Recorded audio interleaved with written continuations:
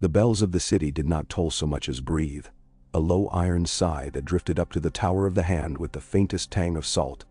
In the darkness before dawn, when even candle flames felt thoughtful, and the sea had not yet remembered itself loud, King's Landing showed Tyrion Lannister the face it wore for the sleepless. Roofs hunched like conspirators, lanes coiling and unknotting, narrow courts where cats argued in whispers, and the wind carried old gossip out of the gutters. He stood at his balcony with a goblet he no longer tasted, listening to the city scrape and murmur the way a vast ledger sighs when a page is turned. He disliked the word quiet for hours like this. Quiet was what gold promised the counting room. Coins thumbed into stacks. Quick arithmetic. The small neat clicks of decisions that did not wake the blood. This hour belonged to patience.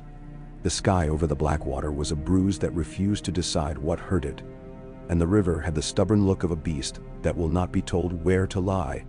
Tyrion sipped, grimaced, and set the wine aside. The cup would be the worse for the cold before he got to the bottom. The day would be worse for the city before he got to the bottom of that. Behind him, papers lay open on the table. A tax farmer's complaint spiked through, with one of his silver daggers and a vellum map of the city pinned under an apple. He had moved weights across the wards as if they were men and men, as if they were rumor, redistributing grain stores and bribe monies and guards, with the same small flicks of the wrist. It was a habit he pretended to mock in himself, calling it a child's game with counters. Men were not counters. Men bled. But he would be damned if he did not arrange them with sharper sense than his sister arranged words. A soft thump behind him did not make him turn. Bronn, with a thief's gift for being heard only when he wished it, took up one of the apples and bit with a noise like a door closing. "You're up early," Tyrion said. "You never slept," Bronn said with his mouth full. The baker's lads were at the ovens while the moon was still limping. Smelled it all the way to the Street of Silk. People are waiting by the King's Gate already. None of them carry coin. Then no. So we will carry bread, Tyrion said. Out of charity, or policy, or fear. Choose the word that sits most comfortably in your mouth. Bread is bread. Bronn leaned a shoulder against one of the carved bedposts and looked as if he were appraising the furniture's prospects in a brawl. The gold cloaks at the mud gate want another penny per loaf they escort. They say the river rats spit on them. The river rats spit on anyone who wades too close, Tyrion said. Tell Bywater to cut them their penny. And tell him the escorts will be doubled for the bakery carts this week. Not just down the hill to Fishmonger Square. I want them in sight through Cobbler's Row and beyond.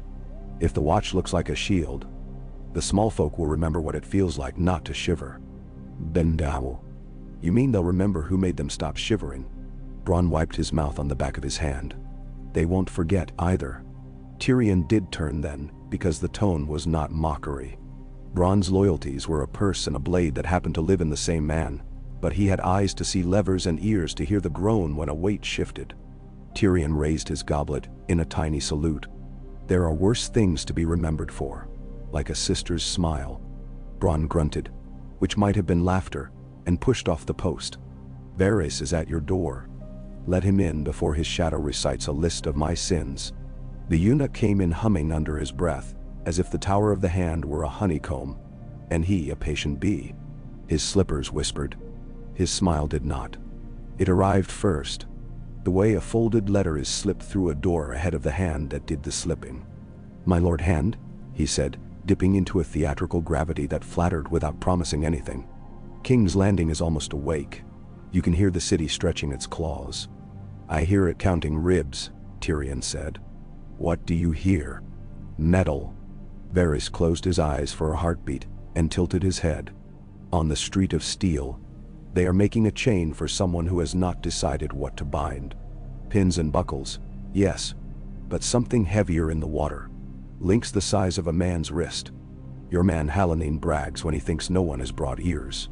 He has the alchemists whispering their old prayers to their jars. The faith, for their part, pretends to bless the ovens rather than the bakers. The city is simple today. It wants bread and a show. And oh, they can have both." Tyrion pulled the apple from the map and rolled it in his palm. "We will give a show of law. Call the guildmasters.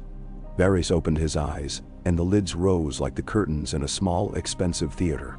All of them. That is a great many hats to admire at once. The masons and the carpenters, the fishmongers and bakers, the vintners and dyers, the fullers, chandlers, blacksmiths, tinkers, coopers, carters, and the gracious masters of the Alchemists' Guild, who prefer to be addressed by the names of dragons. His hands made little loops in the air that might have been rings or snares, including a cluster of smaller associations that object to being called small. Not all, Tyrion said. Not yet. The important ones. The ones who can keep a city from tearing at itself when the river looks up and remembers it is a sword. The ones who can look out at a square full of mouths and decide whether to feed them or make them angry, depending on how they were greeted last time they came through the Red Keep's doors. He set the apple down with care. We will greet them as masters, and we will not ask them for money. Varys' smile scarcely moved, but something behind it leaned closer. How generous you are this morning. How can I be otherwise? Tyrion said dryly. My sister has given away so much of my reputation that I have nothing left but generosity. Summon them before the bells decide to tell the sun what to do, and sent a quiet word to Jacelyn Bywater. If the gold cloaks are to stand outside the doors today, I want them to stand as if they have swords for arms and patience for spines. Bronn, at the door, sent him a look that could have been a shrug if it had wasted any more energy. I'll see to it. When they were gone, he let the city fill the room again. He had known King's Landing as a story before he met it as a smell. The songs gave it joy and squalor. The trade ledgers gave it sums, and the kinds of words men use when their fingers itch. Seeing it, inhabiting it, was to spend a week discovering new reasons to wash one's hands, and then to stop noticing what one's hands looked like. It was a place for men who could count what could not be counted. The weight of a sigh, the height of a rumor, the worth of a woman's worry, the distance between two watches when the alley below is listening. He had been told to keep the city safe. He had promised to keep the throne seat safe. He had learned, in the first 7 days, that safe was the wrong word. A city was not safe. A city was balanced. One could throw gold at one end or soldiers at the other, and it would still want to tip toward hunger or fear. The only useful question was whose thumb belonged on which side of the board. By the time the guildmasters were shown into the solar, the sun had remembered itself and crawled up over the ragged jawline of the far bank. The light that came through the tall windows was not noble. It had touched too many roofs, too many hooks, too many beads of sweat suspended in spaces no king would visit. It made the grain of the table richer and the creases in faces deeper. Men came in with the habits of their trades on their backs. A blacksmith's forearms like quarried stone. A chandler whose clothes always knew wax even when he did not. A mason whose palms were pale islands in a sea of grit. They wore hats when hats seemed helpful, and left them off when hats would keep their heads too warm. They regarded the eunuch as a rumor and the guards as weather. They looked at Tyrion and tried to decide what sort of lies to bring. He spared them the effort. Masters, he said on his feet, because he wanted them to see that smallness was a different currency from weakness. You have been called thieves and hoarders and price cutters and traitors, depending on who has had to pay you most recently. I prefer to call you citizens. That is a name that makes you responsible for mistakes and rewards alike. Then, you'll forgive us if we wait to hear what we are responsible for before we smile, my lord. The baker's master, their elected warden, Tyrion had learned to say, had a face like a loaf left too long near the oven door. Tough, cracked, capable of feeding but not inclined to be admirers. We bake what we can, when we can. If the grain passes the king's gate without going missing, if the carts are not stopped twice by men with spears, who both call themselves tacks, if men with swords do not make themselves the oven's second mouth. Then thou, the city wants bread, Tyrion said. It will have it. From you, and the city will remember who feeds it. From you, but it will not remember you while it is cursing me. He let the pause be just long enough to wonder if he were about to smile. So, you will have a charter. The word moved through them, the way a gust moves through taller grass. The mason's warden was slower to show it. Stone taught a man to keep his obedience near the bone. A charter says what a lord finds convenient to say today, and a charter signed by the hand in the king's name, sealed with the great seal and witnessed by the master of laws and the master of coin, says what will be inconvenient to unsay tomorrow. Tyrion let his fingers rest on the edge of the table and spread them as if to smooth a crease that was not there. Your guilds will be free in this: to elect your wardens without the counting room's fingers in the bowl, to set apprenticeships to years you deem fitting, to buy grain and sell bread at a price we agree will feed men rather than anger them.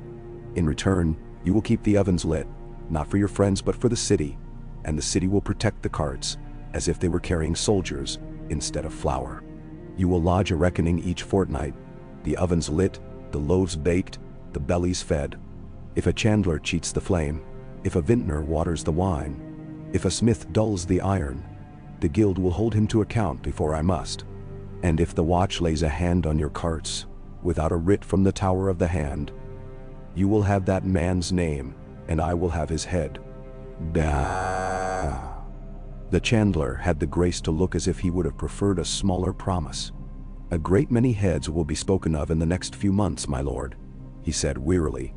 That is the shape of things. It is. Tyrion nodded. But let them be spoken of in my hall, not in the alleys, and spoken of for cause. What you will not do is price bread like a dagger and sell it under the cloak of fear. You will not do it because you are decent men.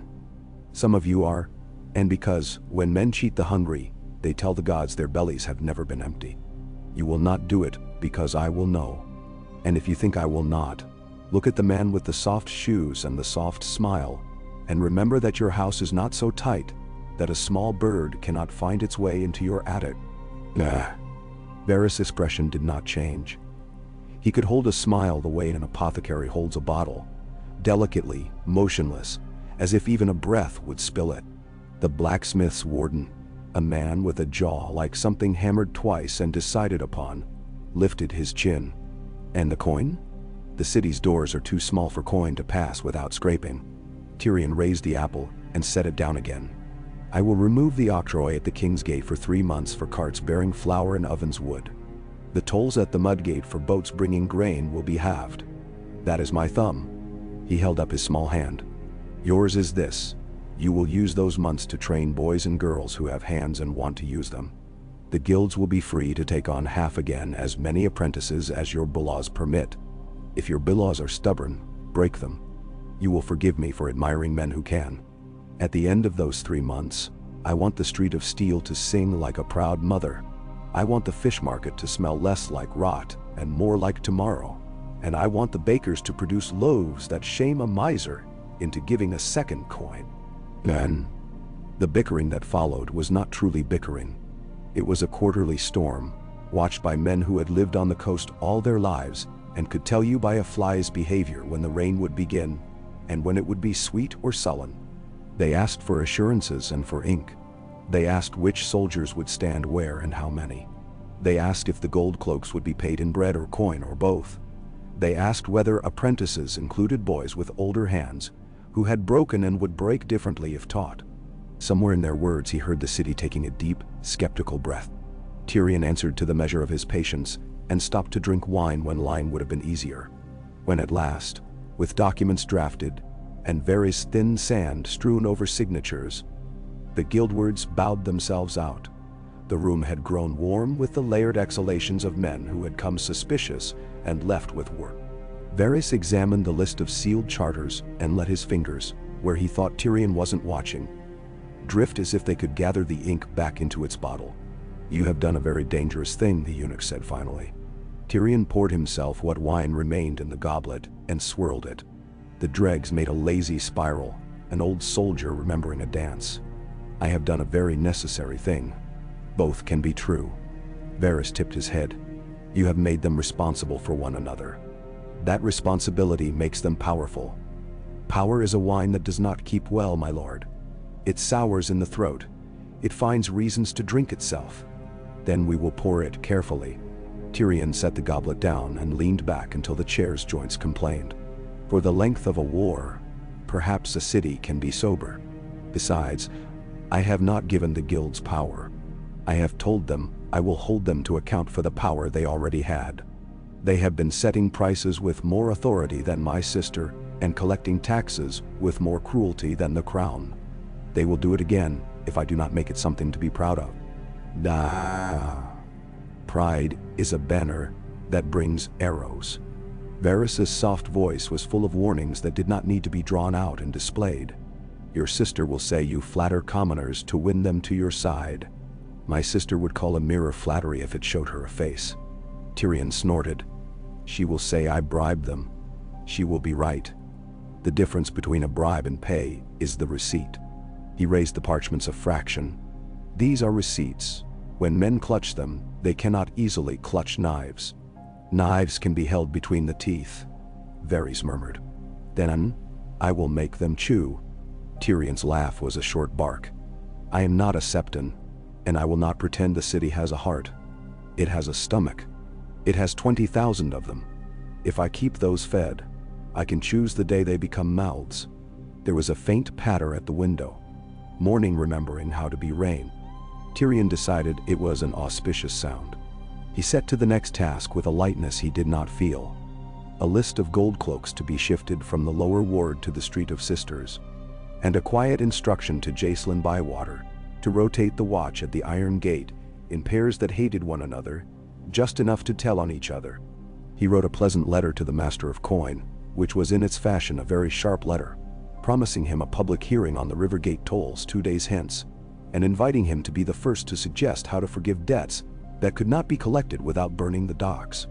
He scratched Hylene's name and had it cut again with 2 questions under it. How many jars could be counted, and how many men could be made to swear to count and swear again, and sent word to the harbor masters that their ledgers would be copied twice by men who could not be bribed because they had no sons to feed. He was nearly laughing by the time the Queen came. Cersei did not knock. She never had. She did not knock when a door obeyed her.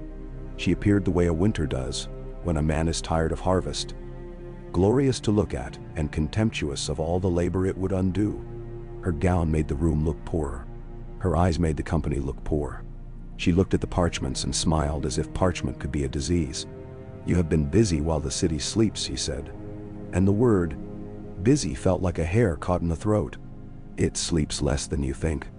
Tyrion kept his seat and let his legs dangle. He did not like to play his height as a cudgel, because cudgels were tools best trusted to other hands, but he enjoyed a chair that made his shortness his, and not the room's. I have been entertaining the guilds. The guilds. She rolled the word on her tongue as one would roll a seed to see if there was meat in it. Do you bring your whores to court next? Will you give them charters? They have charters, Tyrion said mildly. They call them leases and promises. They enforce them the way any guild enforces a charter, with reputation and the occasional broken wrist. I prefer ink to blood. Cersei's smile narrowed. You prefer to be clever. It makes you feel large. I prefer to be obeyed. Cleverness is cheaper than soldiers. Tyrion let his gaze slip to the window and back. I imagine that is not a lesson you enjoy. You imagine a great many things. She came closer and touched a parchment with one manicured nail as if expecting it to hiss. Will this one tell me why you are giving away my taxes? The city's taxes, Tyrion said. It is an important distinction. I am for giving tolls on grain and wood for ovens. I do not expect the city to starve politely when men stop bringing it food. I am also having the Mudgate's tariffs for incoming grain by water, because the river has more patience than men with carts do, and because men can be beaten longer when they are not hungry. I can show you the sums, if it will comfort you. They are very pretty. Nan? She did not look at the sums. And when the treasury is empty because you are writing love letters to bakers, then we shall ask the Queen to open her purse. He smiled without showing teeth. Or we shall collect differently. There are houses in the city that have found the crown convenient when collecting debts, and inconvenient when paying them. The charter will oblige them to remember the second part of that equation. Ben? Littlefinger will not like you tampering with his arrangements.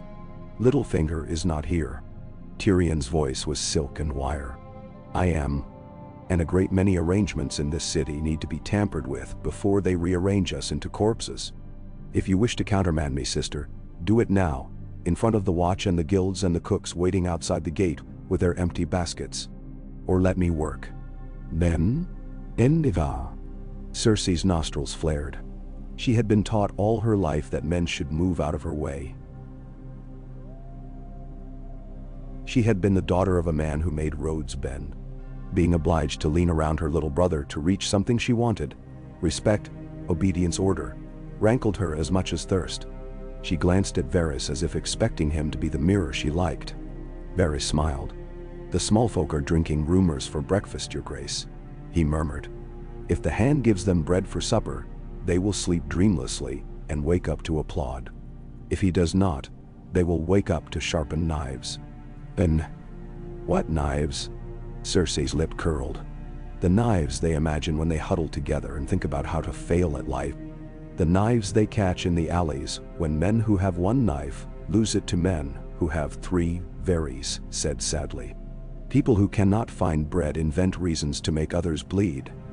It is a small jest the gods enjoy." Cersei's gaze came back to Tyrion and stayed. Something in her face softened, cracked, and then hardened again, like ice with an air bubble trapped inside catching the sun. "I will watch," she said. "Do not mistake that for permission. I will watch. And when one of your clever charters goes sour, I will have the vinegar poured down your throat." "Pray the jar is small," Tyrion said. "My throat is." He waited until she had left the room in a rustle, like silk regretting itself, then pushed out a breath he had not intended to hold.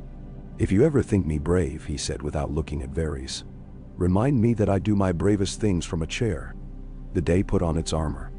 Bywater sent up word that he had doubled the watchmen for the carts and given them orders to stand with their backs to the ovens and their eyes to the crowd. The smell of baking grew heavy, slid up the hill, and got into rooms that had never held a loaf. Tyrion felt it in the joints of his fingers for reasons he could not quickly conjure. He thought of the rock and remembered that bread at Casterly was counted, never smelled. Visitors came and were made useful, or frightened, or both. A thin man with a fuller's hands and a gambler's eyes proposed that the crown license a bread token to be bought by guilds and given out with their charity. Tyrion bought the idea on the spot and gave it to the bakers as if he had invented it.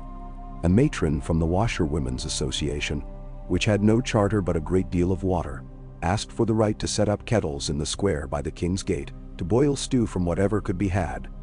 Tyrion sent for a clerk and had a stamp made while she watched. Halline the pyromancer simpered, begged for more boys to carry jars, and was sent away with 3 older men, retired beetles, who could count slower than he lied. A scribe with hair like new wool came shaking and asked that his brother be freed from the dungeons because he had been caught stealing onions. Tyrion sent him to the kitchens, where onion skins were currency, and told him to bring back 3 names who had taken a bribe to send the boy to the cells instead of the stocks. It was work that looked smaller than it was. He arranged it the way man arranges words to look like a jest when he wants the listener to be braver than his wit. He was not sure yet whether he built something, or merely delayed the day when men would find their weapons. He told himself that structure mattered. Men got into lines for bread, and learned that lines could stand for other things. By noon, the city was fully awake. It had rubbed its eyes with the backs of both hands, and decided to endure. Fishwives called insults to their husbands and terms to their customers. Tradesmen argued with affection and rivalry, and the old rhythm of a city that refuses to let hunger make it meaner than its jokes. The smell of river rot lost ground to the smell of bread, and sailors coming up from the wharves looked surprised to be back in a place that fed them, rather than stripped them of what they had brought. Tyrion went down. He did not wear a cloak that pretended to be anything but what it was. He wore black with the red lion where everyone could see it and love it or spit. Bronn and a half-dozen men with the watch's colors kept their hands where hands should be seen. Varys came without being asked, because Varys liked streets when they were thinking. The road from the Red Keep to the King's Gate had the feel of a throat learning to swallow. Carts with loaves in baskets passed with an authority that had less to do with swords than with the smell that followed them. Tyrion stopped when the first cart did. reached up his small hand, and took a loaf. Sometimes a moment offers itself, and not knowing what it means, refuses to be anything less. He held the loaf, like a man holds a newborn, in a hall full of men who once were boys. He raised it without flourish. The square did not cheer. It did not dare yet. But the baker's warden bowed, and the gold cloaks stood as if they had been carved. And the city thought aloud in a murmur that felt like rain on the back of the neck. 2, for every house that shows a token. Tyrion said, his voice carrying by virtue of stillness. Men quiet when a small sound expects them to. 1 for every soul that brings a bowl to the kettles there and there. If you are caught twice with 2 tokens that bear the same mark, the second loaf goes to your neighbor. If you try to take the carts, you will not live to eat what you steal. If you bring a boy with good hands to a guild hall and ask that he be apprenticed, you will tell the warden that I sent you. If he says I did not, you will come to me and I will ask him where his hands have been. If a gold cloak stands with his palm out, take his name, and I will be his palm. He held out the loaf, and the baker took it back with a nod that had more in it than courtesy. A woman near the front put 2 fingers in her mouth and whistled. It was not approval. It was attention. The square let out the breath it had been saving. The first loaf went into the first pair of hands. The second followed. A child laughed because a crust snapped the way children love to snap things. Someone cried quietly because men cry when they remember food has a name, other than not enough. Bread, Bronn said under his breath, as if the word were a password. Bread buys time, Tyrion said. Time buys knives we can choose the direction of. You sound like a man building a gallows 1 plank at a time and calling it a bridge. Most bridges are gallows if the river is in a mood, Tyrion said, and saw the city watch's commander pushing through the crowd. Jacelyn Bywater saluted as much with his eye as with his hand. He was a man who saved his body for when the body mattered. The first carts got through well enough, my lord. A scuffle by the Tanner's Row died because there were more loaves coming behind than men in front. The river is uneasy. Word is that there are men downbank who plan to charge the next barge. I have men at the mud gate with bows. I will not let anyone make the water a place for thieves. Men? Good. Tyrion looked toward the smudge of the river. It was a suggestion more than a line. Where it met the city, it became rumor. Keep the bows high until you have a name. Then bring me the name. Men who plan theft with 10 witnesses grow bolder when no one asks their names. Bywater's mouth flickered. Yes, my lord. And Bywater, Tyrion added as the commander turned.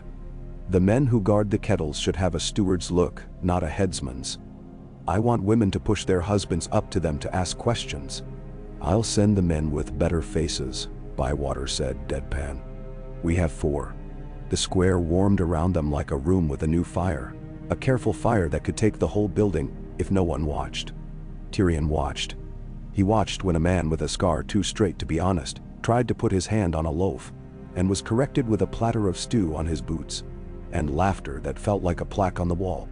He watched when a girl with hands clean from careful work approached the blacksmith's warden, and stood without fidgeting because she had been told how to be looked at. He watched as a gold cloak took the name of a fellow gold cloak at a woman's quiet insistence, as if he had been waiting all his life to be allowed to do so. Varys beside him breathed like a singer who is pleased with the hall's sound. It is a beautiful opening, my lord.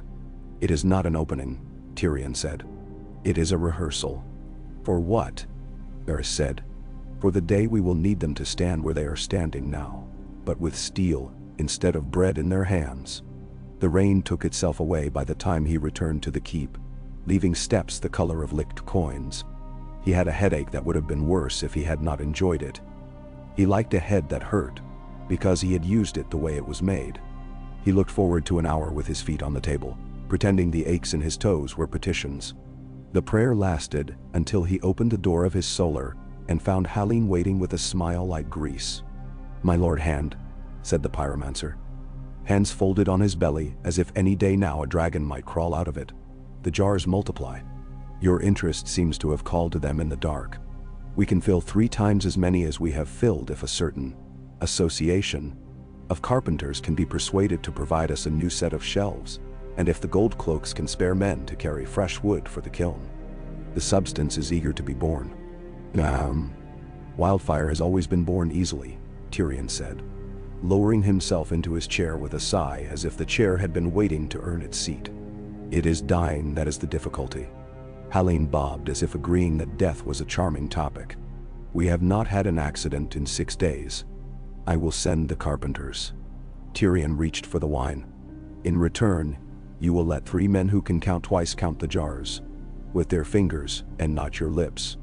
You will name the jars and keep their names, and you will have those names tattooed on the backs of your eyelids if you must.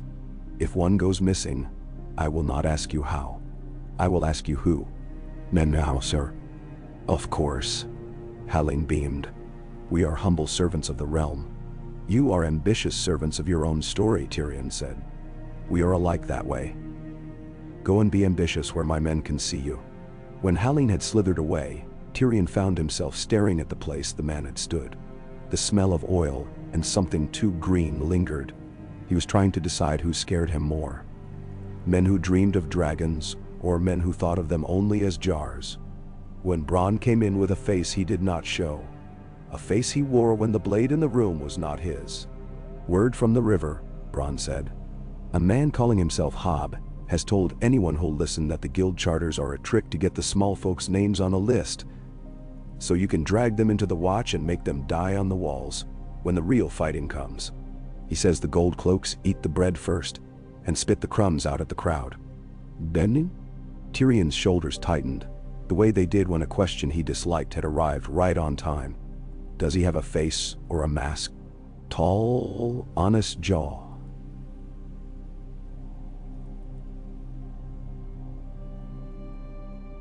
Scar on the cheek, too rough to be a sword and too neat to be a fisherman's hook, Bronn said without missing a hair. Wears a leather coat that didn't get given to him, took it. He's the kind of man who used to take a small cut for keeping a stall safe, and will now take a bigger cut for calling himself a friend of the people. He'll have friends. He'll have someone with more words than him behind him. Thou. Varys will know whose words. Tyrion rubbed the bridge of his nose. How many men listen? Enough to make it a mood, Bronn said. Not enough to make it a riot unless they are given a push. Everyone loves a push. Tyrion stared at the ceiling beams as if they could hold a number worth having. Tell Bywater to find Hob. Slowly. Watch him for a day. Learn who likes him and who pretends to. Do not touch him yet. The worst thing we can do is make him a story we have to end with swords. He will serve us better as a lesson than as a martyr. Dain. What lesson? Bronn asked. That it's possible to shout, thief, at a baker and wake up with no ovens. Tyrion said and pushed himself to his feet. I'll go see the queen again. She'll like that about as much as a toad likes a kiln. She likes nothing, Tyrion said. It has become her talent. Cersei liked the charters as much as he expected. In her chamber, the windows let in a light that helped nothing. He told her about Hob not because he wanted her counsel, but because he wanted to watch her face when she guessed whether the man was hers. It was not. She was genuinely irritated, not theatrically so. Good. That meant there was a different hand in the city. You're dwarfs, she said venomously when he had finished. You love a crowd that will clap if you do sums out loud. I love a city that does not burn unless I tell it which direction the flames should lean, Tyrion said, and left her with the casual cruelty of a brother who had learned long ago that moderate honesty was a luxury family did not afford. By the time the bells remembered afternoon, the rain had thought better of itself and gone off to weep on fields that needed it more. Tyrion's world became lists and people rung through lists. He grew fond, in a professional way, of men who had their own reasons but could be leaned. A dyer with oddly clean fingernails delivered 3 boys to the alchemist's yard because he thought boys who liked colors should see what green was. A half-crippled mason dragged a protesting nephew to the guild hall because war was coming, and he would not have the boy die without having learned to stack stone properly. A vintner who watered his wine only when his mother-in-law visited offered 2 carts to carry flour in exchange for a pretty promise he could brandish at his rivals. Tyrion said yes to all of it and made notes. When you stole a man's idea to make it into law, You owed him the courtesy of remembering his name. At dusk Varys returned, trailing a story as a boat trails a wake. Our friend Hob had wine with 3 men at an inn near the river gate, my lord, he said, unrolling a thin tongue of parchment. A cut purse, a traveling player, and a swaggering nobody who answers to the name. Sagnick, the last of these boasts of a brother in the watch. He does not have one. But he says the right things, and Hob says them louder an hour later, in a place where someone will repeat them without knowing why. The words begin with what a city is owed. They proceed to how a city will take it. They end with someone's throat. He will give us a riot at the mud gate tomorrow, if the river brings 3 barges at once. Then we will give him a spectacle, Tyrion said, feeling the day pivot under his feet. The notion had been with him since morning, a shy little scheme that wanted to grow up. Now it stood taller and asked to be taken seriously. Call the guild wardens to the mud gate at midday. Tell them I want to count loaves with them publicly, with names and tokens. Make sure Hob hears where to stand to shout his finest line. And when he shouts, Varys's eyes were guileless porcelain, then we will make the city watch itself, Tyrion said. And we will let Hob think he is winning until he wins too much. He slept badly and woke as if he had been slapped. The day had put on its rough clothes. The river sent up its dreams as fog, and the fog moved with intentions. Tyrion dressed as if he were going to a wedding and a beating on the same street. Bronn had men outside the door before he asked. Bywater was at the mud gate when they arrived, his soldiers arranged in pairs that could not be bribed together. The guild wardens came with a look that asked whether they were invited to dinner or tasting poison. Hob came with his chin held a 1/4 inch higher than his sense told him was wise. He was handsome the way a boot on a table is handsome. He had collected men who liked to be seen collecting, and women who liked to stand where something was about to happen, because all their lives, something had happened nowhere near them. Tyrion climbed the low platform that had once held a tax collector's stool. He looked at the river and saw what men always saw when they asked the river a question. A shrug. He looked at the square and saw curiosity, hunger, annoyance, the pleasures of watching others stand in the rain. He signaled the wardens to bring the baskets forward. He raised his hands and let them fall, and the first loaves went into the first hands. It went well until it didn't. It did not go badly by design. It went badly because Hob wanted a bigger story. Bread under a dwarf's eye, he shouted, seeing his line and serving it with relish. Tokens that feed the same men who steal your sons for their war. Watch this. Watch it like a puppet show. Tomorrow we will ask permission to piss. Next week we will pay for air. He had the knack. He achieved the attention of men who had decided not to pay attention in order to survive. Tyrion let him have 3 more sentences. He watched the crowd more than the man. Where the attention pooled, where old angers stood up stiffly, where the gold cloaks shifted and where they did not. Then, when the murmurs turned to murmurs that had a forward lean in them, he lifted a hand and pointed at the baker's warden. How many loaves? Tyrion asked, and the man answered, loud and crisp, as if he had been rehearsing in his bed. 3,000, my lord. How many tokens have we counted? Tyrion asked Varys. 2,612. The eunuch lilted. With 8 bearing the same mark twice, and 1 that bears the mark of a man who has been dead a year. Whose? Tyrion said. Old Pate the net mender, who gave his token to his sister when he died. Varys sang.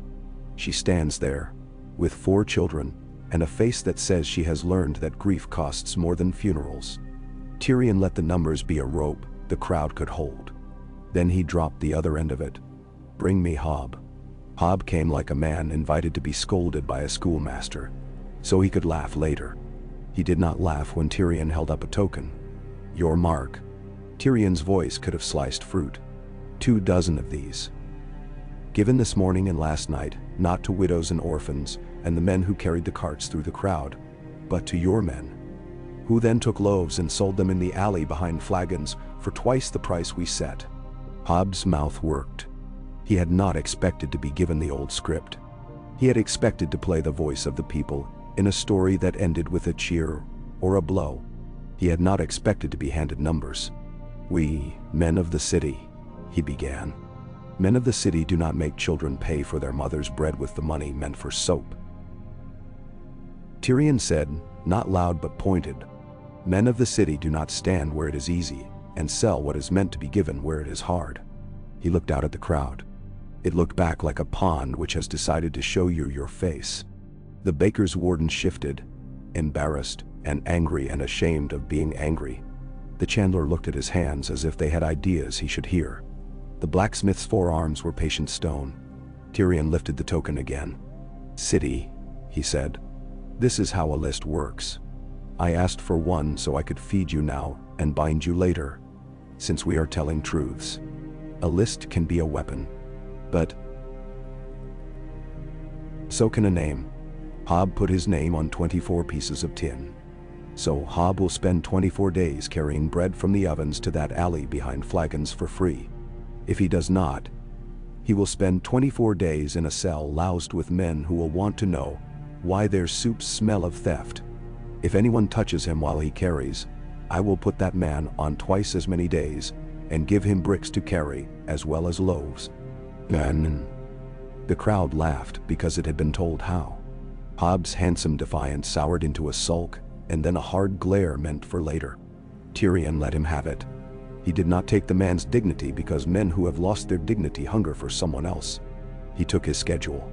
He took his afternoons. He took the story he wanted to tell and made it smaller. The riot did not find itself.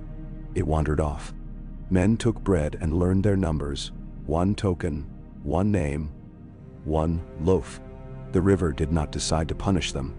The gold cloaks did not need to be brave. The day folded itself up and put itself away. Back in the tower, Tyrion waited for the fear. He felt it come up the stairs like a tired dog, sit in the corner with its head on its paws, and watch him without blame. Building anything in this city was a different way of saying, over and over again, "Not yet."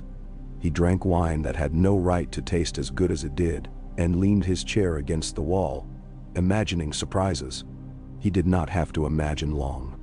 Varys came, this time without hums, a slip of parchment like a tongue under his thumb. "Our Sagnick," he said, "the swaggering nobody, is not a nobody. He once took pay from a certain noble house to make a different riot in a different town, and was paid with a knife to the calf when he asked for more coin. He came limping to King's Landing. He limps less now. His knife is new. The house that paid him before would be happy to pay him again to embarrass the hand who is busy making the guild." "Which house?" Tyrion asked. "The one that pays a singer to make songs that sound like confessions," Varys said smoothly. "And a brother to make loans that sound like loyalty." "Little fingers." Tyrion's mouth twisted. "And Lord Baelish would like the guilds to believe coins can make a better charter than ink. He would like to be master of whoever stands in a square counting loaves.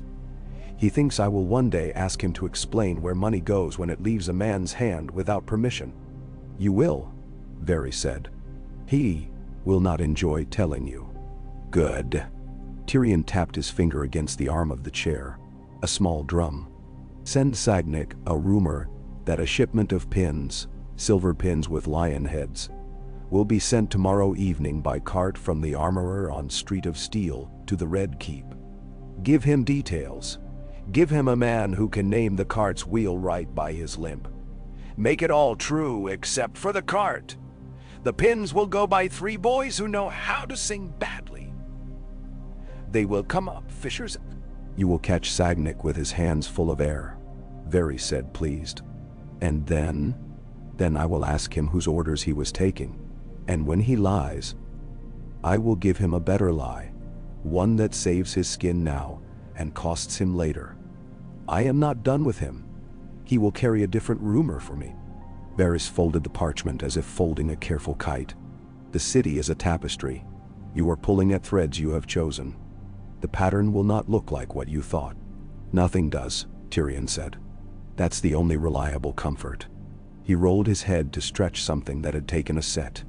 "Bring me Haleni's count by sunset tomorrow. Bring me the blacksmith's list of apprentices by week's end.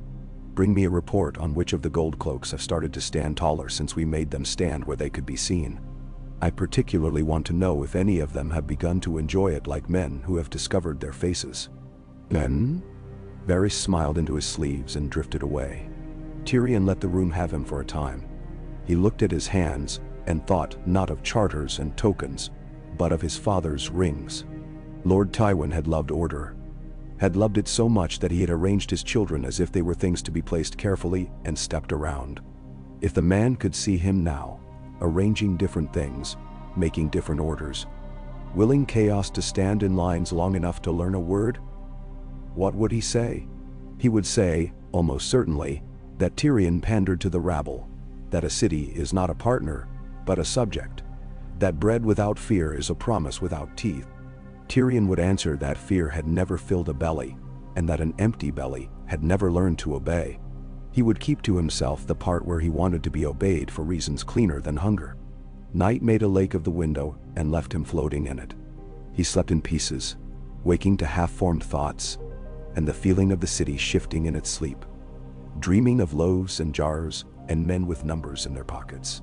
He rose at what his body called morning, and some people would call the last hour of the night, and the cycle resumed. The paperwork that was heavier than armor, the decisions that felt like knife edges because they were, the knowledge that the river was not a friend, and the crowd was not a lover. Word came before midday that Sagnik had been caught by the gate with a half-dozen men whose expectations had outrun their luck, and that they were talking to Bywater in a room that smelled of old straw and new choices. Word came by mid-afternoon that Hobb had carried loaves as ordered and had discovered, to his chagrin, that being watched closely by women with tired eyes made him wish to be invisible. Word came by evening that 3 boys had sung off-key up Fisher's Alley, and then laughed themselves breathless, because their baskets had not been noticed. Tyrion sat with the map of the city and moved a small weight from the Street of Steel to the steps of Baelor's Sept, knowing that every weight he moved had a boy under it. He expected sleep. He got Varys, again, and a message that did not creep but arrived like a drum. "From a friend," Varys said, "who has learned that songs are also ledgers." He unfolded the paper. It was a list of names, not guild wardens, and not gold cloaks, not the men who stood in the squares and had the faces of labor. These were quieter names, the kinds of names you hear when you are losing your house, and the kind you hear when you are desperate enough to play dice with a man who never rolls a number smaller than his smile. Men who held notes on guild halls. Men who could make a warden suddenly remember he had a cousin who needed coin. Men who could lend the city money at terms that would knuckle the Red Keep's doors inward. Men whose loyalty could be purchased because it was already for sale. "They are meeting," Varys said softly. "In 3 nights' time, in the back room of the House of 7 Candles, to discuss the new charters and how to profit by them." Tyrion sat very still. He thought of the afternoon square. He thought of Hobb with loaves on his shoulder, and of the gold cloak, taking a name like a small prize. He thought, unbidden and unwelcome, of Tysha. The pattern of a girl's smile at the edge of a road, and the price men set to make a story become a lesson. He swallowed. "Send invites," he said. "My lord?" Varys blinked for the first time that day. "Invites." Tyrion's voice had the calm of a man who has closed his hand around something hot and refuses to open it until he is ready. "To the House of 7 Candles, 3 nights hence. Ask the guild wardens to attend. Ask the commander of the city watch to attend. Ask the High Septon to send a representative, the sort who can read. Ask Littlefinger to attend, if he can be found. Ask Pycelle to attend, if he can be roused. Then send word quietly to our list here, and tell them they would be wise to attend, so they can see what they will be dealing with." Men and see. Varys regarded him the way a cat regards a basin of water it has not yet decided to ignore. "You propose to seize the city's purse in public." "I propose to hold a reckoning," Tyrion said. "If the guilds are to be free, they will learn that freedom binds. If I am to rule this city with bread and jars, I will need to know who thinks their ledger is the throne. We have been handing out tokens. It is time to collect one. Men shall. And if they do not come, then we learn what they fear." Tyrion's mouth tilted. Sometimes what a man refuses to do is the most informative thing he does. Varys nodded. Tiny, a breath of a nod. It will make enemies. I am collecting them. Tyrion spread his hands. I prefer my enemies at tables with candles, not in alleys with knives. Besides, if you plan to seize a city, it is well to begin in rooms where men argue over numbers. Now, when the eunuch had gone, Tyrion let the quiet press in on him, not because he wanted to be comforted, but because he wanted to feel it bend. He pictured the House of Seven Candles. He had been there once, years ago, and remembered that its wax dripped with theatrical sorrow. He pictured men who thought they owned a city, and men who thought a city could never be owned, and the space between those men. A space where a certain kind of mind lived comfortably. He poured himself wine and did not drink it. He stood at the balcony and watched the black water in the dark where it was more idea than river. He saw, in the mind's eye he trusted and hated, the city that had been, and the one that might be, if he pushed hard enough in the right places. Guilds that took pride not only in their crafts but in their reckonings. A watch that liked being seen. A baker who measured his dignity in loaves given not to those who wheedled, but to those who wheedled, but to those who wheed. Men who whispered his name with a kind of wary gratitude. There were steps behind him. Bronze weight, loose and lethal, and behind it another, heavier. Bywater. Good. Tyrion did not turn. You know the House of Seven Candles. We're going to light it brighter than it has been lit since some lordling tried to seduce a thought. You want me above the door or at the table? Bywater asked. Both, Tyrion said. I want you so obviously at the door that every man who enters forgets to be brave. I want you so unobtrusively at the table that they remember to be fools. I will speak in a voice that sounds like a balance being weighed. Varys will cough when he wants me to look at the corner. Bronn will lean when he sees a hand go where a hand should not. The guilds will attend as if to a coronation. The High Septon's man will murmur something about the mother. Pycelle will snore. And the men with money will try and fail to look as if they hold the knotted end of a rope. When we are done, we will have a city less inclined to tear itself in half when the river shows its teeth. Damn. Bywater scratched his jaw. You make it sound like a play. It is, Tyrion said. And we will manage the props. He slept again.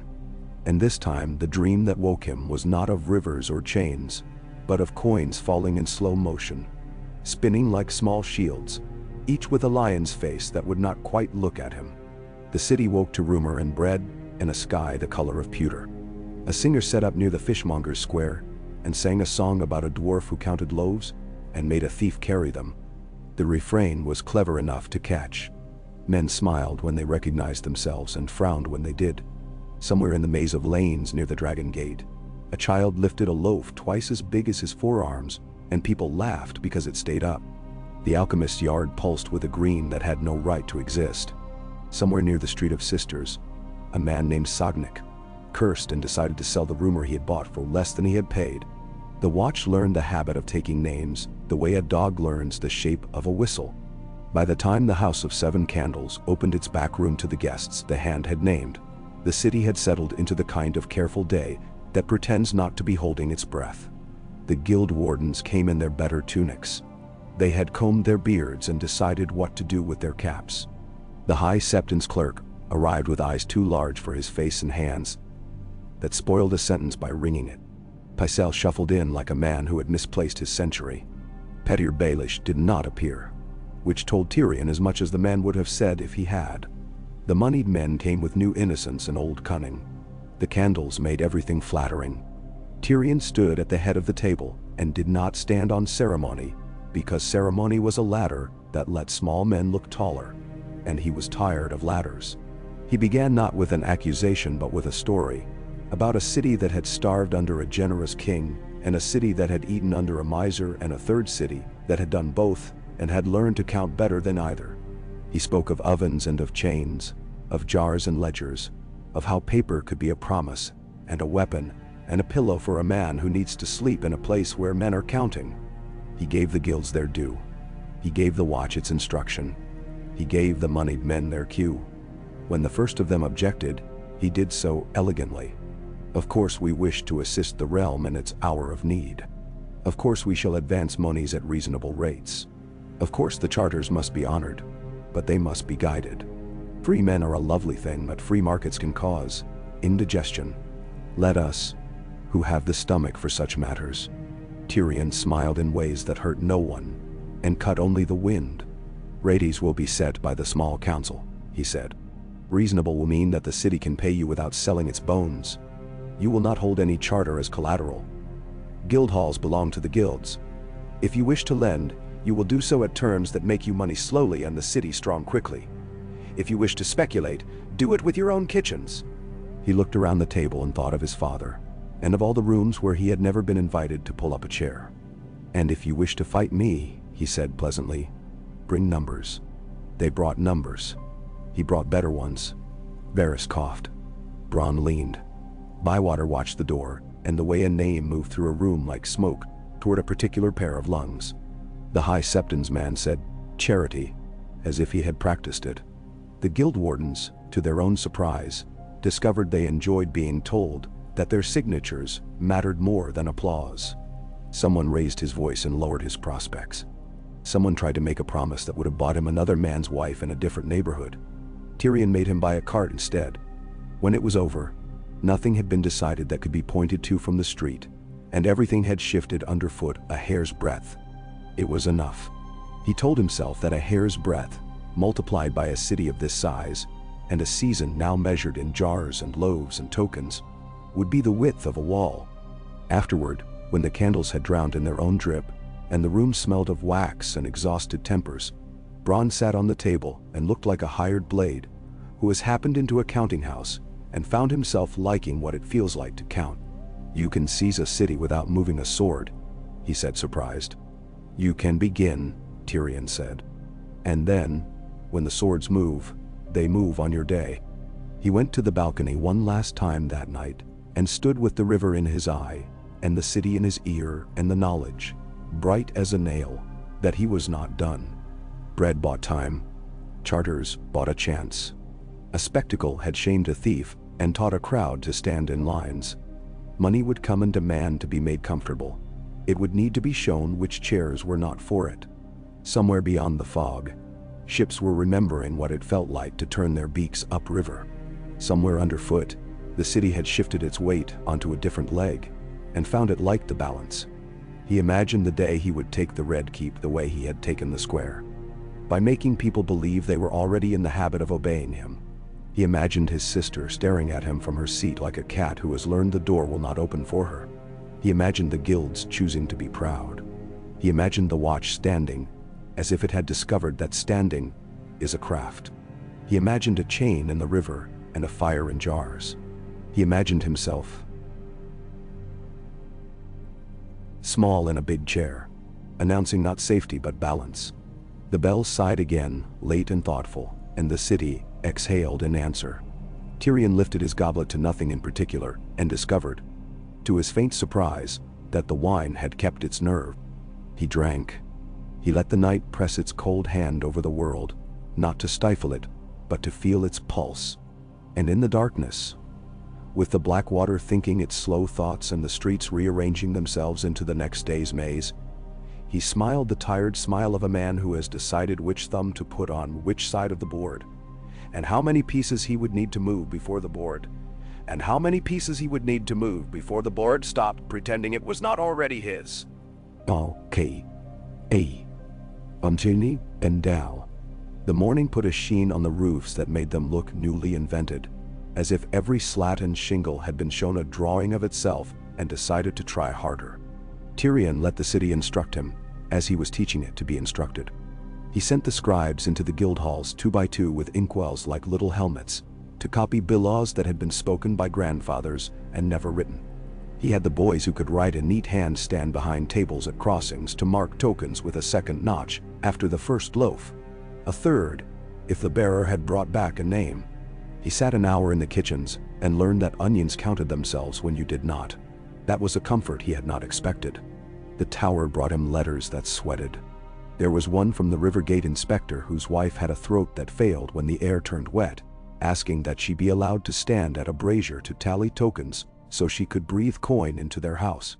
There was a note from a carter who had been robbed 3 times and now had no cart, who said he did not mind the robbing so much as the feeling that it was now a job other men held. There was a leaf torn from a ledger that had the marks of teardrops. 2, then a pause, then 2, asking if the guilds would take a girl who could bend wire quickly and keep a pot from boiling over long enough to be useful. Tyrion answered each. It was tedious work that felt like a plank laid over something deep. He had never trusted bridges that others built for him. Bronn came in and put a knife on the table without thinking. Old habits made themselves comfortable where they were not needed. Bywater's men took Sagnik at the river gate. He had 2 boys with him who did not know enough to lie in the same words. His mouth opened easily when the hay pricked him.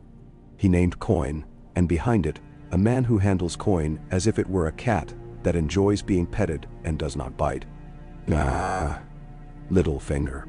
Tyrion turned the knife by the point and pushed the hilt back toward Bronn with a fingertip. He is not here to enjoy being named, but he lends a style to any accusation. Hay has men who think naming him is a different way to count, Bronn said. Bywater can make Sagnik more useful if you want him useful. Men who swagger do not often know how to be clever under a blanket. And so, blankets make men remember being children. Children take bargains, Tyrion said. Have the blanket ready. He took his headache for a walk to the Sept, not because he wanted to be blessed, but because the city needed to see him stand where the mother was invoked, and the stranger politely ignored. The High Septon's clerk met him at the steps with an eagerness that made Tyrion suspect he had been practicing the angle of his bow. We have kettles at 3 gates now, the boy said, leaden with pride, and a 4th by the fish market that the washerwomen claim for their own. The mother has no preference for which spoon stirs the pot, my lord. Not since the father retired his hands, Tyrion said, and let the boy laugh. The great doors stood open for those who could not afford to be impressed by doors. The nave smelled of stone and wax and the breath of men who had come to tell someone what they had done and hoped not to do again. Tyrion stood inside the line between light and shade and spoke quietly to the men, with kettles about fat and salt and the way a stew's heart grows stingy if you let it be kept too long. He had the gifts recorded with a neatness that would shame a hungry conscience later.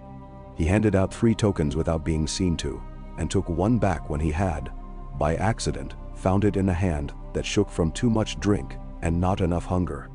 The man looked at him and flinched. Tyrion nodded once. That was enough punishment for the day. On his way back through the outer court, he saw Sansa Stark watching a candle as if the flame were a girl she once knew. She did not see him until he stood within the respectful distance. A man keeps when he wishes to be kind. When she looked up, she had the practiced courtesy that girls carry like a plate in a crowded room. My lady, he said, because he would not use her as a mirror. You look as if the candle has told you a truth. It told me it will burn no matter who asks it to, she said, surprised that she had spoken so honestly to him. More surprised that it felt like relief. I sometimes think if I were put in a window and lit, I could be useful too. Windows are drafty, Tyrion said. You could be useful elsewhere. If you see a gold cloak take a name badly, tell me. If you see a baker be stingy when he shouldn't, tell me that too. If you see my sister smile for no reason, run. She smiled before she could stop herself. You joke. Not about the last one. He was about to step away when he remembered a different utility. My lady, the guilds will bring in boys and girls to learn quickly what they can do slowly later. If any of your father's old men in the castle have grandsons or granddaughters who will be pushed aside by men with sharper elbows, send them to me. I will give them a word to carry to a door. Then when? I will. There was caution in her eyes, but not fear. Her courtesy did not need to defend her from him. He would take that for a victory on a day that gave few ennui. He left her to her candle and went back to the work that had become a habit. Varys was waiting, the way a shadow waits when it knows the lamp will sit in the same place each evening. He did not bother with pleasantries. The men you invited to the House of 7 Candles will come, he said. They cannot resist a room where candles flatter and numbers pretend to be friends. Good. Tyrion took a small satisfaction in anticipated discomfort. When they have sat long enough to be pleased with themselves, I will ask them how they intend to profit from their city without making it poorer. They will lie, and we will count their lies the way bakers count loaves. Some men count lies the way gamblers count lucky throws, Varys murmured. They name the wins and ignore the losses until the room is empty, and they discover they are speaking to the furniture. I will not let them get that far. Tyrion tapped the parchment that had been laid for him. More names, more corners of the city where a thumb could be felt on the wrong side of a scale. Bywater's men. They have learned the trick of taking names without making enemies of faces, Varys said. I would not have believed it. The commander sets them in pairs that correct one another before they make mistakes. He has put the loud ones where they can be heard, and the quiet ones where they can see. And no. Make a note. Give Bywater a new pair of boots. You think that will buy him? Varys' smile showed genuine pleasure. No. I think he will like putting his feet into something that was not issued by a man who would have him die sweating. Tyrion said. We are training him to enjoy comfort given for competence. There are worse addictions. When the hour came to light the 7 candles, the room received its guests the way a cat receives a hand it mistrusts. With a purr that may be a warning, Tyrion let the wardens take the left of the table. He set the watch at the back, and the Faith's clerk where he could see the numbers, but not the pockets that held them. The men who came with their purses stitched into their thoughts took the right. Varys drifted, which was to say he sat. Tyrion began with the story of a scale, because men who thought money came into the world immaculate liked to be reminded that it had weight. He spoke of the gates and their tolls, of the river and its moods, of the way token loaves had taught the city to put numbers into its mouth. He spoke of what the charters meant and what they did not, liberty to choose one's officers and teach one's craft, responsibility to reckon publicly and punish members who thought cheating was a craft of its own. He let the wardens sound their own voices. They were not musical yet, but they had discovered the chorus. A moneylender with oil on his beard and calculations behind his eyes leaned forward to show his generosity. I applaud the hand's concern for the common weal, he said, doing the phrase enough justice to make Tyrion forgive him its odor. But cities breathe as markets do, and markets take air from coin. If we are to allow the guild's freedom from sudden impositions, someone must fund the predictability your charters promise. We can. We are willing. The terms we propose. Tyrion let him provide his own neck. The terms, as he proposed them, would have bound the guild halls in obligation to the men in the room, remade the old invisible chains of favors and threats into new chains of parchment. The watch stood very still. The High Septon's clerk swallowed the word usury and grounded himself in prudence. The wardens, 2 of them, nearly said yes. Tyrion watched those nearlies the way a hunter watches a twig that will be stepped upon. Your generosity warms me like a kettle, he said.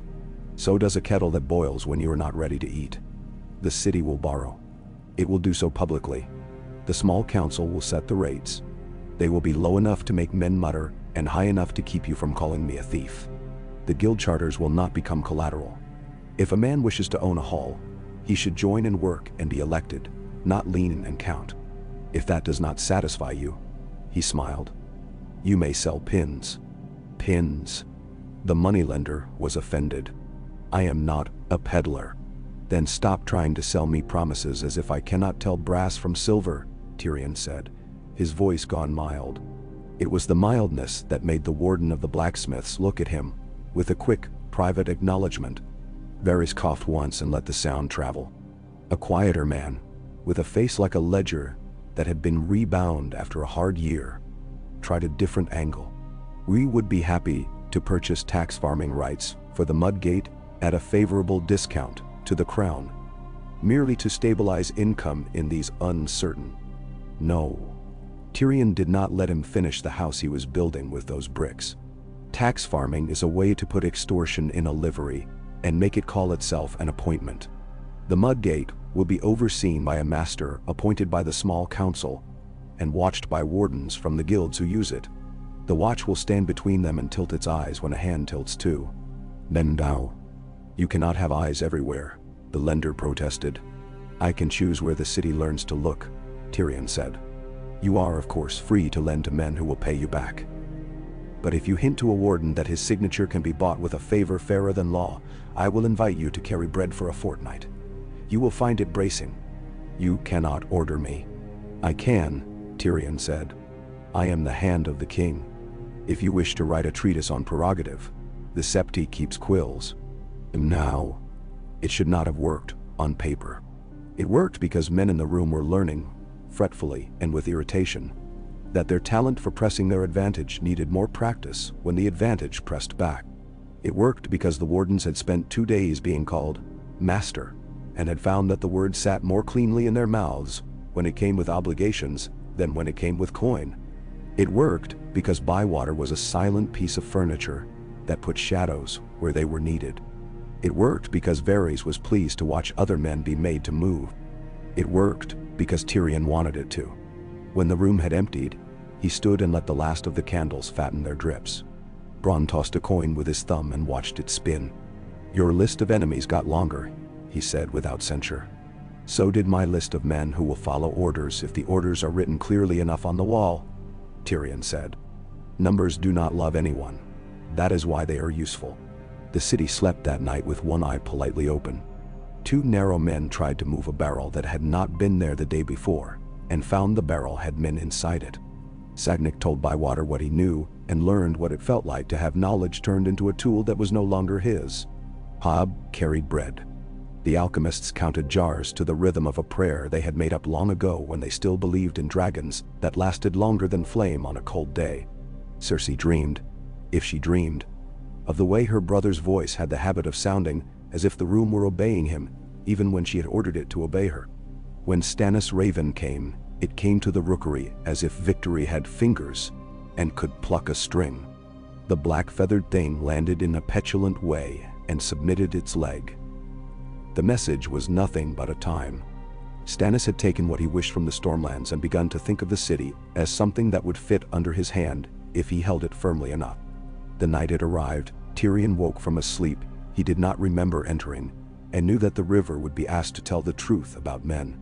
He sat with the map and its weights until the sun insinuated itself into the room and made the Blackwater look honest. It was a weathered honesty. He moved the weights like a man pretending at Khalasar games with the tiles, and then felt shame for making games of lives to choose courage. He sent for Salorian, a smith with the kind of competence that looks like arrogance if you cannot tell the difference. The chain? Tyrion asked. It can be made longer than a lord's patience, my lord. Salorian's hands spoke as much as his voice. But the river is a muscle. It does not like being pinned. If we anchor wrong, the chain breaks where it wishes to, and the water laughs. If we anchor right, it will complain and hold. We will need men on both banks, men who can count and argue while they pull. Done? Argue? Tyrion said. Argue with the river. Celeron smiled in spite of himself. It is how we respect each other. Good, Tyrion said. Respect the river. Make your argument with iron that remembers being born in fire. Go to the masons. Tell them this is a wall they will lay in water. Ask the wardens for their best apprentices who have not yet learned to be tired. I will give you the men. The guilds will set aside what they were doing because the city is now doing something larger. The chain will be our jaw. The jars will be our teeth. Men are signed. Salarian looked at him as if weighing whether the hand's metaphors were a joke or a command. He settled on respectful confusion and bowed himself out. Varys drifted in as if the air had been waiting to be replaced. You are building, he observed. It suits you. I've been taking apart other men's follies for so long, it is tidy to make one of my own, Tyrion said. What comes from Dragonstone? Ships. Men die. Stubbornness. The promise that a man who thinks himself rightful can talk a river out of its old loyalties. Varys folded his hands. We have food enough for 5 weeks if the charters hold. Less if they do not. The docks will give you men who know ropes. The guilds will give you strength that has been eating well for 2 days, and will without complaint eat less if it is told what for. The watch will give you compliance. The queen will give you disapproval. The king will give you speeches. Have the speeches written with short words, Tyrion said, and give the cooks longer ones. He rubbed at his temple and thought of the Red Keep as a hive in which one dangerous queen thought the drone labored at her pleasure, and not for honey. Cersei will try to pull pieces out of the work and call it a punishment. She will tell the kettle blacks to be useful. Make sure they are only useful where I can watch them. Ser Osmond enjoys being watched, Varys murmured. He enjoys being paid more, Tyrion said. We may discover whether his enjoyment has a price. The days that followed were the kind that make songs tired. The chain grew. Men learned that iron has a sound when it is right, like a low yes. That was a sound you wanted to hear before you sent iron out to speak with a river. The smiths discovered they liked one another in a way that startled them, as if friendship were a tool they had never known fit their hands. Apprentices who had been taken in reluctantly grew arms. The masons built cradles at the bank where the chain could lie like a snake too large to put a knife to. At night, when the fog made the world seem like a rumor, they slipped the first length into the water and let it test them. The river resisted like a cat being bathed. It did not scratch. It made its displeasure known by pretending not to exist where they had expected it to. Tyrion went down every evening to stand where iron and water were being taught to tolerate each other. He took notes in his head because the notes that matter most are the ones you write in the lines of your face. He learned the names of boys who could see in ropes what older men had taught themselves to call luck. He learned which warden's signature meant the thing beneath it would happen, and which meant it might if the wind did not take offense. He paid for wine that the men sipped rather than swallowed. He stopped men from singing at the work, not because he disliked songs but because boast provokes currents. He watched men like Hob, as many as Hob, and made them carry brick for 2 days and bread for 2 more, until they learned which load had taught them more. It was a wicked pleasure, tempered by the knowledge that the man would look for a different mischief once his shoulders recovered. Bywater's watch learned as quickly as the guilds. Their habit of standing with their palms shown had made them less profitable and more content than they would have expected if asked a fortnight earlier. They discovered that a man's gratitude for not being stolen from looks like respect when it is fresh. Some even discovered that when a woman told them her husband had beaten her, they liked the feeling of standing between the husband and the woman, as if they had been made for it. Tyrion made a note. A city's morality can be taught with bread and the right attention. Cersei hated all of it with a detestation that was an art. She called Tyrion to her. He went, because certain little victories were no victories at all, if not flaunted. She wore a gown that looked like vengeance, and a smile that told him she was thinking of better, crueler words than those she was about to use. You think you have found a new way to make men bow, she said. You have only learned to make them busy. A busy crowd is not loyal. It is only tired. When it wakes, it will remember that it is hungry. It will remember who fed it because you wrote your name on its food. That is not a kindness. It is vanity. Then and so. Vanity is simply the name men give the mirror when they do not like what they see, Tyrion said. You have made the city bow with fear. I will try bread and numbers. I recommend variety. You recommend your applause, she snapped. The day the ships come, do you imagine that a loaf will stop them? Will the chain write a poem when the river decides to shrug like a bored ox? Will your charters lift a spear? They will put hands where I tell them to, Tyrion said. And that is all an army is. Hands instructed to be brave by a lie that gives them pride. Mine is honest. Pride in a city that did not burn when it could have. Pride in a line held by bakers who learned to stand first for bread. She stared at him with an expression that, had he been a different kind of man, might have hurt him. You will not seize this city from me. I have no interest in seizing it from you, Tyrion said. I prefer to take it from chaos. If you wish to be counted as law, do not look so much like a thief. Her hand twitched toward the goblet. He left before she decided to throw it. The night before the river made up its mind, the House of 7 Candles opened its back room again, uninvited this time. The moneyed men came because gossip made them. The wardens came because their names had rehearsed the walk. The High Septon's boy came because his superior had found use for numbers recently and now wanted more. Bywater came as furniture again. His presence made doors hesitate. Tyrion did not sit at the head this time. He stood at the side, where the light made him smaller than he was, and the candles made the room tenderer than it deserved to be. He spoke quietly of oaths. He did not ask the guilds to swear to the king. They had done that in 1,000 ways over 1,000 years without anyone noticing. He asked them to swear to the charters. He asked the watch to swear to the written reckonings, to the tokens, to the habit of taking names so that men who took hands would be named after. He asked the faith to witness. It was blasphemy of a gentle sort, making paper sacred in a city that preferred to make secret sacred. It was also a seizure, the only one worth the name, not of thrones or gates, of habit. Men repeat what they swear to when they are seen swearing. He saw them. He named them in return while Varys made his small coughs, and Bywater moved men with the tilt of his eyes, and Bronn leaned against the wall and learned what it felt like to be part of something that could not be carried on the hip. When they were done, when the oaths had sat in their mouths and found places to settle in their chests, Tyrion went out into the night and stood under a sky that had the expression of a man about to be asked to lift something heavy. The river talked to itself with a patience that insulted everyone.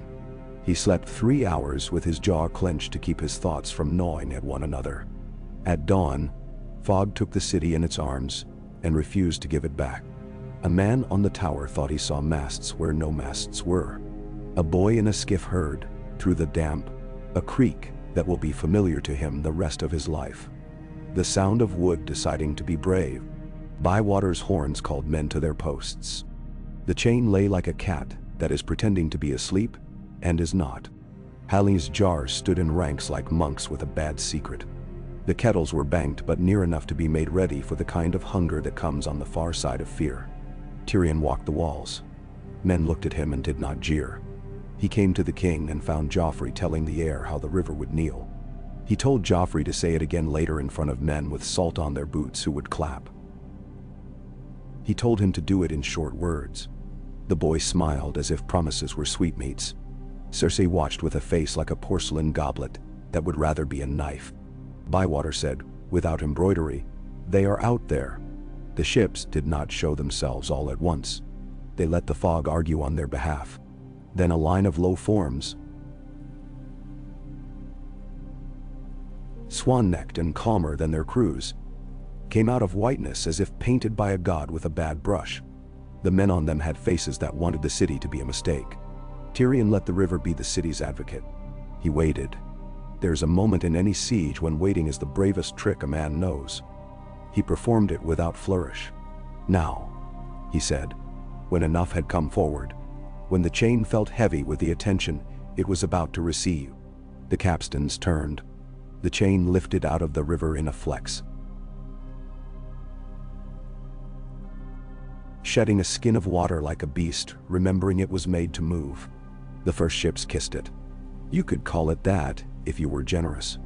Men shouted at wood as if wood listened. Men shouted at iron, which has the courtesy to answer only with facts. The chain held. The river protested. Greeks would have a word for it, he thought.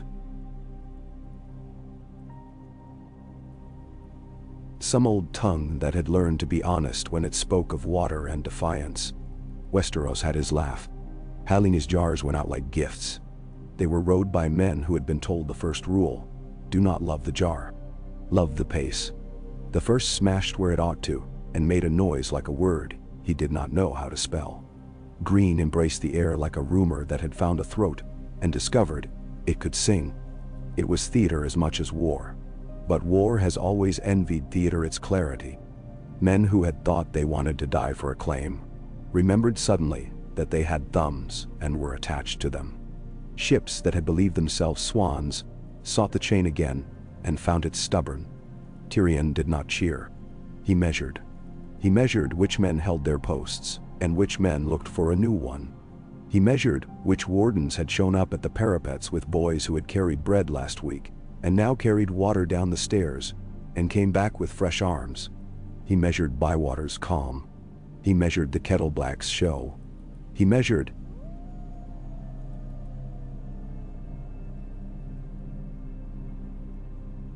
How much the river wanted to revert to its first religion, flowing, and how well his new chain of instructed habit kept it.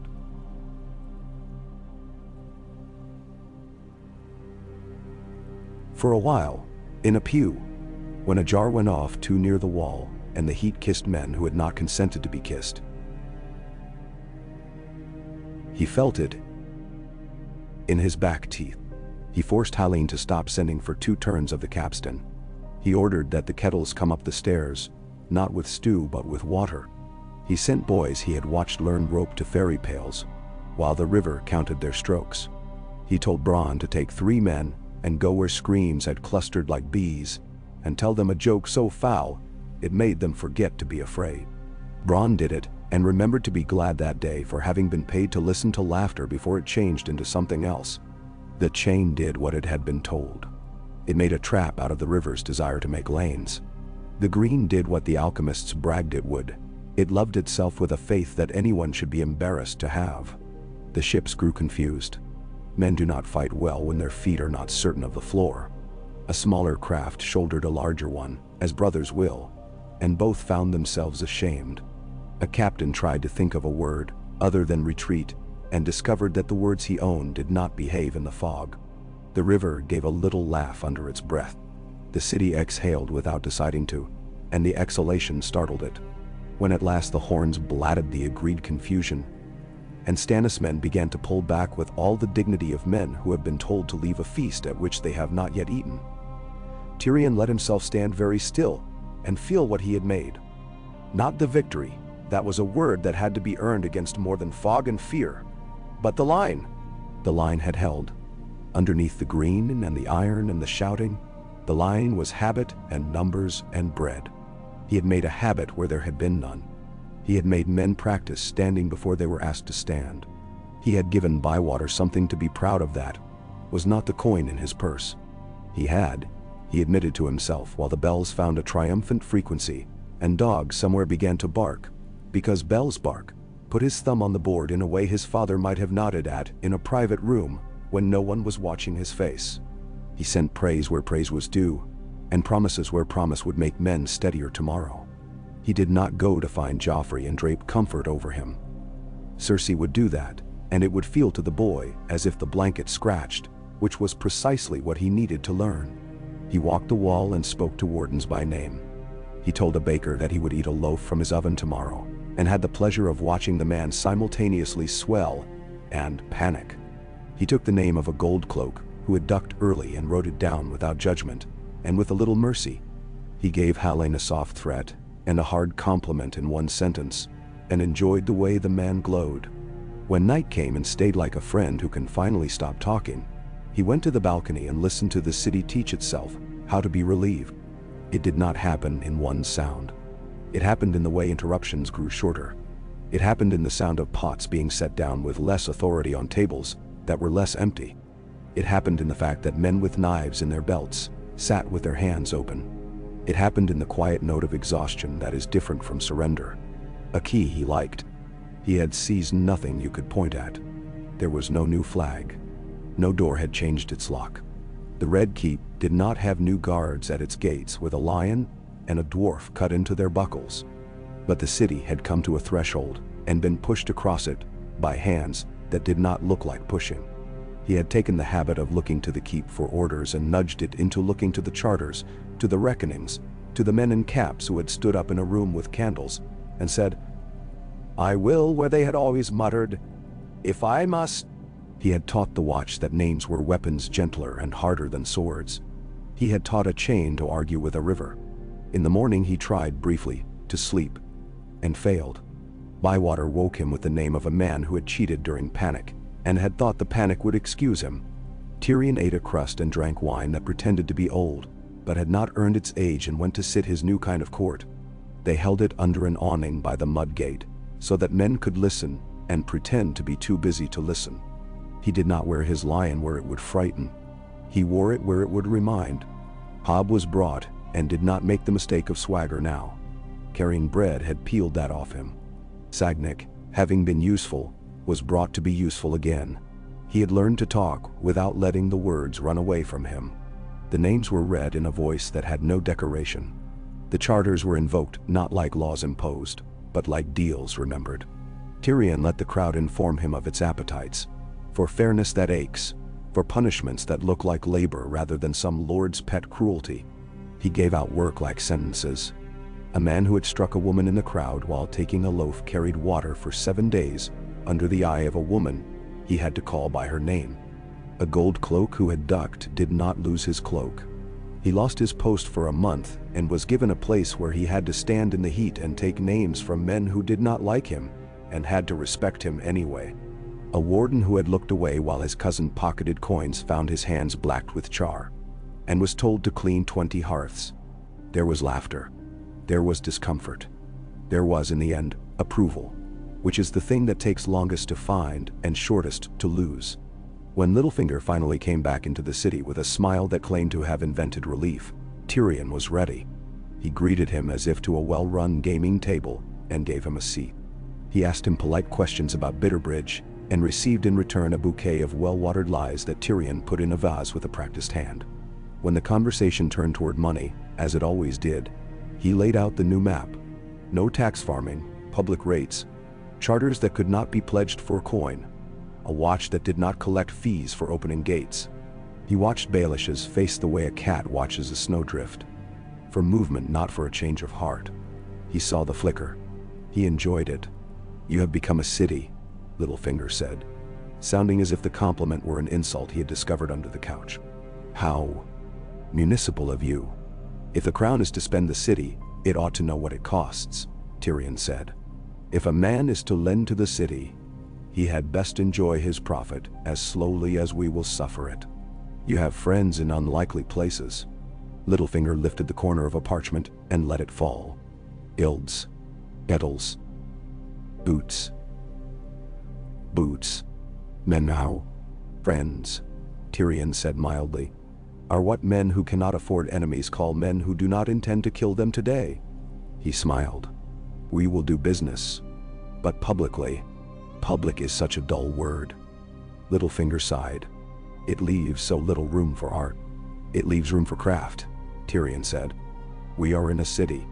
Crafts are what we use to make walls and bread and law. Art can put on paint and wait." And much later, when the day had done the trick where it pretends to be twice as long as it was, Tyrion went down alone to the river and sat on a post that had more right to complain than it chose to exercise. The fog had retreated into its little houses, and the water showed him a face abstracted by ripples. He could smell the chain the way a man smells a freshly planed board. By the way the air has been made sober.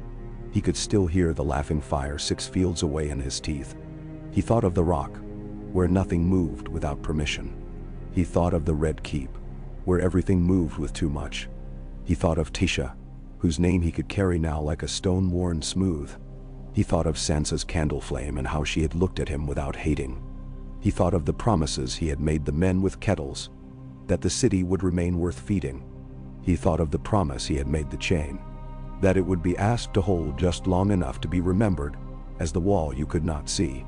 He did not think of crowns because crowns do not think. They rest. He thought of the board. He had put his thumb down. The pieces would move. The war would come again with more truth in it and less fog. But he had chosen something that might last beyond it. A way for a city to act like a thing with a spine. Footsteps behind him, soft and deliberate, belong to Varys.